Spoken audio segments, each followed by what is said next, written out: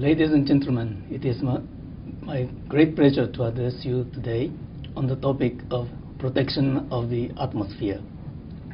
While this may sound like rather vague and hazy topic on first hearing, understanding this topic may seem to be like trying to grasp a cloud. But I hope that my presentation today will clear up such a misty impression and convince you that the atmosphere presents an interesting and important legal topic. Today, I'd like to speak first on the International Law Commission itself, and then on why I have been proposing the topic on the environmental protection of the atmosphere. I was elected to the Commission in May 2009, filling the vacancy created by the departure of Ambassador Chusei Yamada. Well, some 30 years ago, between 1980 and 82, I was a legal officer for the UN Office of Legal Affairs Codification Division, servicing the International Law Commission. So I've been very familiar with the ILC over the years. As you are well aware, the ILC is unique for an organ of the United Nations, as it is composed of members who act not as state representatives, but in their individual capacity. The members of the Commission work in the collegial spirit based on mutual respect and solidarity as lawyers, though each of them represents his or her unique legal culture and background. The ILC is emphatically not a political organ that makes new law. Instead, it is a legal organ charged with codification and progressive development of international law on the basis of existing or emerging customary international law. The nature of work of the Commission is supposed to be an objective, almost scientific research rather than political negotiation. Therefore, members are meant to apply their legal expertise in their individual capacity rather than merely represent the political interests of their states. And I believe that this neutrality is important to maintain the basic character of the Commission. Well, to give you a brief historical sketch of the Commission, it had a marvelous record in the 1950s and 60s. The ILC produced a number of influential codification conventions, such as the 4 Geneva Conventions on the Law of the Sea, the Vienna Convention on Diplomatic and Consular Relations, and the Vienna Convention on the Law of Treaties, just to name a few.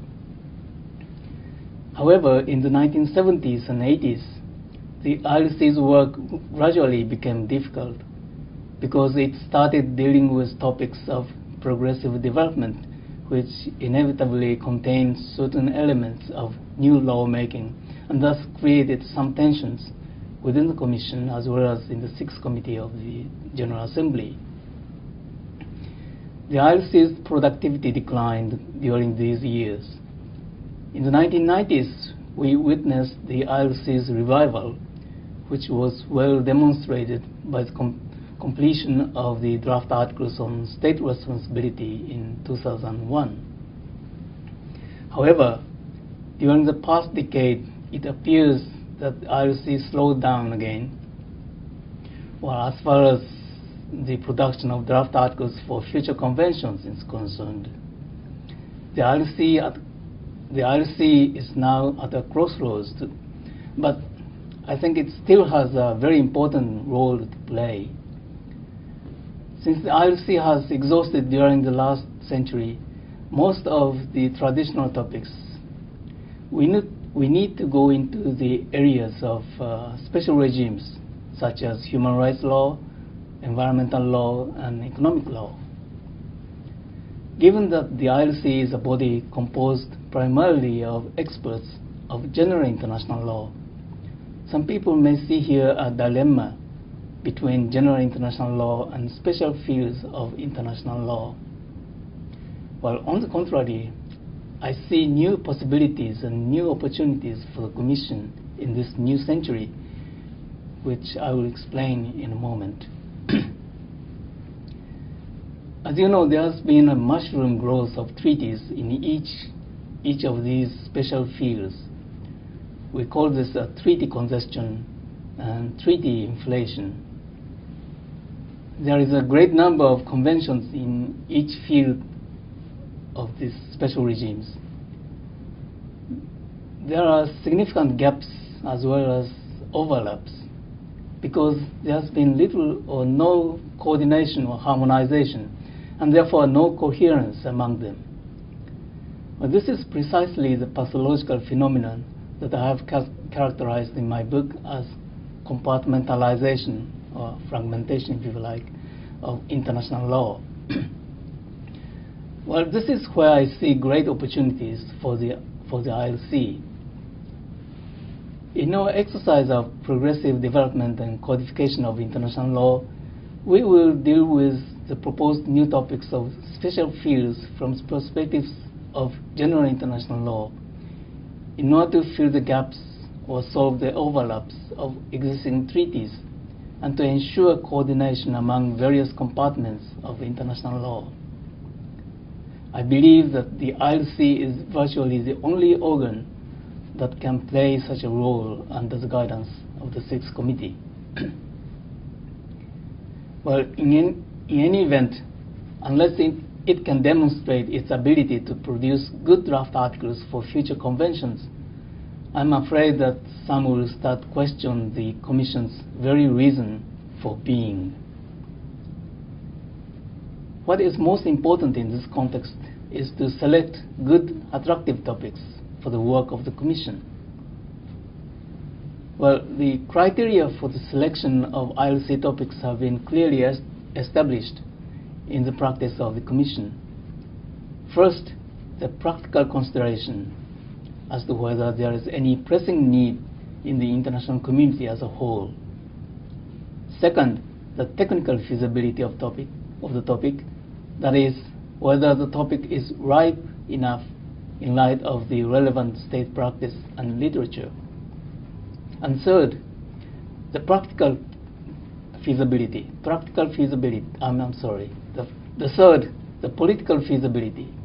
that is, whether dealing with the proposed topic might or might not meet strong political resistance from states. It should be recalled that the Commission stressed in its 1998 report that it should not restrict itself to traditional topics, but should also consider topics that reflect new developments in international law and pressing concerns of the international community as a whole. Well, as soon as I joined the Commission in 2009, I proposed a new topic on the protection of the atmosphere at the working group on the long-term program work. Degradation of the atmosphere or atmospheric environment, as exemplified by transboundary air pollution, ozone depletion, and climate change, has been a matter of serious concern of the international community. Because the atmosphere or air is so dynamic and flows across state borders, the atmosphere needs to be treated as a single global unit in a comprehensive manner. I believe that the topic satisfies the three feasibility tests and will benefit from rich state practice relevant to the topic, including numerous judicial decisions and conventions. I believe, therefore, that it is a good topic for the Commission to take up. There are several judicial decisions by international courts and tribunals which are relevant to our study on this subject. The 12 smelter wars of 1938 and 41 laid the ground for the law of transboundary air pollution. 12 smelter remains the leading case even today, affirming the customary principle of good neighborliness in bilateral arrangements between the neighboring countries. The case is representative of the traditional type of international environmental dispute in the sense that the causes and effects of the environmental damage are identifiable, and in the sense that a territorial state is under an obligation to exercise due diligence over the activities of individuals and companies within its territory, in order to ensure that these activities do not cause harm to other states and their nationals. Following the Troyes-Smelter arbitration, the nuclear test case between Australia and France, between New Zealand and France in 1973 before the International Court of Justice, ICJ, sparked heated discussions relating to possible atmospheric pollution. The ICJ also referred in its advisory opinion on the legality of the use of nuclear weapons in 1996 to the obligation of states to refrain from causing significant environmental damage beyond their borders through transboundary pollution, including atmospheric pollution. Though not directly related to pollution of the atmosphere, the Gavchikovo-Najumaros project case between Slovenia and Hungary in 1997 addressed the issue of environmental harm in broader perspective. In the recent judgment of the pulp mills on the River Uruguay case between Argentina and Uruguay, rendered in April 2010, the court referred in part to the issue of alleged air pollution to the extent relevant to the river's aquatic environment. Furthermore, the aerial herbicide spraying case between Ecuador and Colombia, currently pending before the ICJ, may also address the subject. And finally, the WTO case on the United States standards for reformulated and conventional gasoline in 1996, the so-called gasoline case, posed the important question of the compatibility of a country's domestic law, in this case the U.S. Clean Air Act of 1990, with the trade provisions of the WTO GATT. Well, in addition to these judicial decisions, there is a long list of the relevant multilateral and bilateral conventions, but I'm not going to bore you with naming each of them here. Just to highlight some of these conventions, the 1979 Geneva Convention on Long-Range Transboundary Air Pollution was formulated under the auspices of the United Nations Economic Commission for Europe, ECE, in the form of a framework agreement to meet the major concerns about acid rain and other dispersed pollutants in Europe. A series of 8 separate protocols have been subsequently negotiated and agreed. The ASEAN Agreement on Transboundary Haze Pollution was signed in 2002, but short of one ratification, it has not come into effect yet. There is also the Canada-US Air Quality Agreement of 1991. Well, these are regional or bilateral agreements to regulate transboundary air pollution. As multilateral conventions on global atmospheric problems, we all know about the Vienna Convention for the Protection of the Ozone Layer of 1985 and the Montreal Protocol of 1987, and the UN Framework Convention on Climate Change of 1992 and the Kyoto Protocol of 1997. Well, the rationale for codification and progressive development of international law on the atmosphere should be clear to you now. The number of relevant conventions notwithstanding, they have remained merely as a patchwork of instruments, leaving substantial gaps and loopholes as well as overlaps from the viewpoint of geographical coverage, regulated activities, controlled substances, and most importantly, the applicable principles and rules for the environmental protection of the transboundary and global atmosphere. Regrettably, there is no convention at present which covers the whole range of environmental problems of the atmosphere in a comprehensive and systematic manner. The piecemeal approach has its particular limitations for the atmospheric environment, which by its very nature warrants holistic treatment. Thus, the present proposal envisages an instrument similar to Part 12 of the United Nations Law of the Sea Convention, UNCLOS, on the protection of and the preservation of the marine environment. Now, let me explain what the atmosphere is. As you see in this figure, 80% of air mass exists in the troposphere and 20% in the stratosphere. So we are concerned only with these two layers in our project, which is sometimes called lower atmosphere, that is up to 40 to 50 kilometers above ground.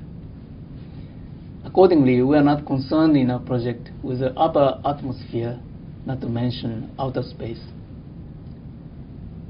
Incidentally, we still don't know where the airspace ends and where the outer space begins. There is no consensus on that point yet.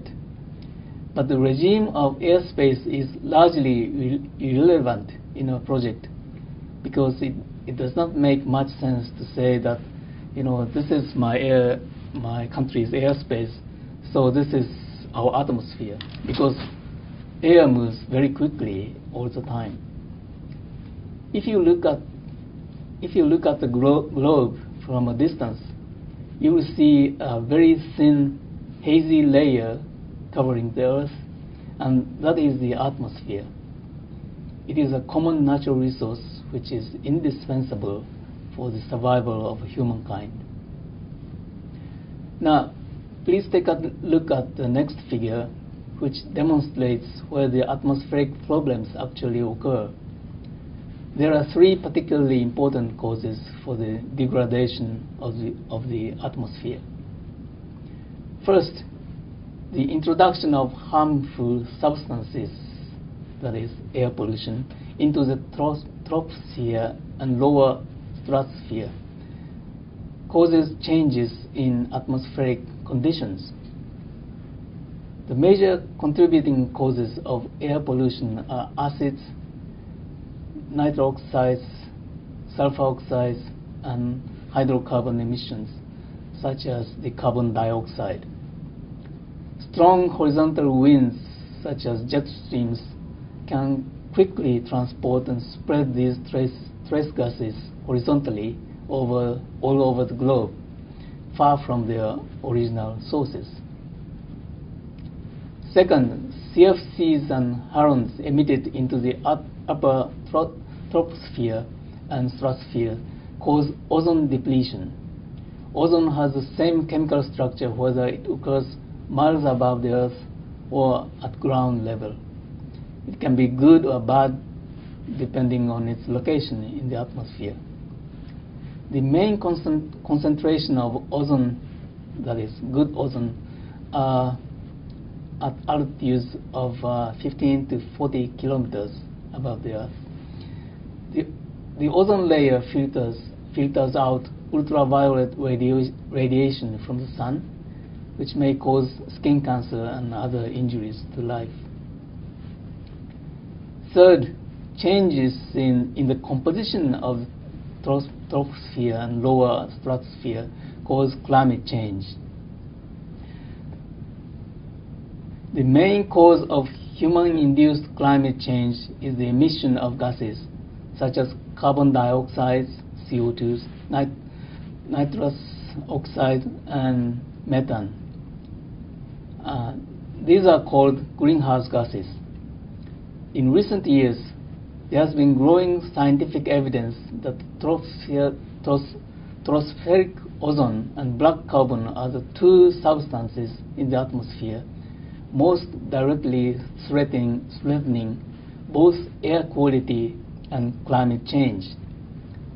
This clearly demonstrates the linkage between transboundary air pollution and climate change, and also the gap existing in the current treaty regime, which needs to be filled by a comprehensive multilateral convention on the atmosphere. Well, as you see, the topics such as the protection of the atmosphere requires certain scientific and technical knowledge if the ILC decides, and I hope it will, to deal with for its codification and progressive development of international law. I believe that it is indispensable for the Commission to reach out to the international environmental organizations and to the scientific community. The statute of the Commission authorizes in Article 14E to consult with scientific institutions and individual experts. There are also good precedents. Ambassador Yamada, when he was Special Rapporteur for the topic on transboundary aquifers, engaged UNESCO's experts of hydrology of aquifers for successful completion of the draft articles on the subject. The Special Rapporteur for the topic on the protection of persons in the event of disasters, Mr. Valencia Uspina, is following such a course as well. Well, it has clearly been this sort of approach that has made it possible for the Commission to reach sets of principles that make sense not only to lawyers who frame them, but also to the scientific and technical community as well. In January 2011, I was in Nairobi, Kenya, and visited UNEP, the United Nations Environmental Program. I had a 2-day workshop at UNEP on the protection of the atmosphere and was extremely encouraged by the experts I met there, who agreed that we need a holistic convention on the atmosphere, and they assured us of their strong support and cooperation. I also had a half-day workshop in Geneva in July 2011 with experts of Geneva-based international organizations such as ECE and WMO, the World Meteorological Organization. I find this sort of dialogue between lawyers and scientific technical experts extremely useful. Well, let me give you a brief outline of the work that I envisage for this topic. Embarking on elaboration of draft articles on the protection of the atmosphere, the first challenge that the Commission will face is the definition of the atmosphere, the legal status of the atmosphere. The next, the basic principles for the protection of the atmosphere, such as the general obligation of states to protect the atmosphere, and the obligation of states vis-à-vis other states and areas outside national jurisdiction not to cause significant harm to the atmosphere. With regard to the measures of prevention and precaution to protect the atmosphere, one of the outstanding issues will be the differentiation and relationship between the traditional preventive principle and relatively new precautionary principle. Preventive measures should be taken where probable damage is foreseeable with clear causal links and proof, whereas in contrast, precautionary measures ought to be taken even where the damage is scientifically uncertain. Environmental impact assessments will be crucial in certain situations. Implementation of the prescribed obligations should be carried out through the domestic law of each state. Conflict and coordination with trade law will be particularly important. Desirable procedures for cooperation, technical or otherwise, and pertinent measures for capacity building should be explored. With respect to the procedural rules for compliance, notification, exchange of information, consultation, reporting systems, plagiarism review, promotional and enforcement procedures should be considered, among others. And then attribution of responsibility, due diligence, liability for high-risk activities, and civil liability are no doubt critical issues to be considered in connection with the above states' obligations. Finally, on dispute settlement, while recognizing the specific nature of each dispute settlement body, questions of a general nature such as jurisdiction, admissibility and standing, as well as proof of scientific evidence should be considered. Well, I admit that this is indeed an ambitious project, but I'm hopeful for its success. You know that one of the most significant achievements in the field of international lawmaking of the 20th century was the United Nations Convention on the Law of the Sea, adopted in 1982. Well, this is sometimes called the Constitution of the Oceans. If we were to envisage an analogous development in international law in the 21st century, I think that it must be the Constitution of the Atmosphere. Although I must hasten myself to add that my proposal is a much more modest one, dealing only with the environmental protection of the atmosphere. Well, you may recall that it took Malta's ambassador Arvid Pardo's untiring passion to pave the way for the Law of the Sea Convention. Likewise, codifying and progressively developing the law necessary for a convention on the protection of the atmosphere is by no means an unrealistic dream if we approach the topic with similar passion and prudence. I hope that you will join me in the pursuit of this lofty exercise. Well, before I conclude, I'd like to refer to President John F. Kennedy's speech, which he made at the commencement of American University on June 10th, 1963, nearly a half-century ago. Well, this was a historic speech in which he announced his support for the Nuclear Test Ban Treaty, or Moscow Treaty, which was actually signed soon afterwards. In his speech, he said, I quote, "We all inhabit this small planet. We all breathe the same air. We all cherish our children's futures."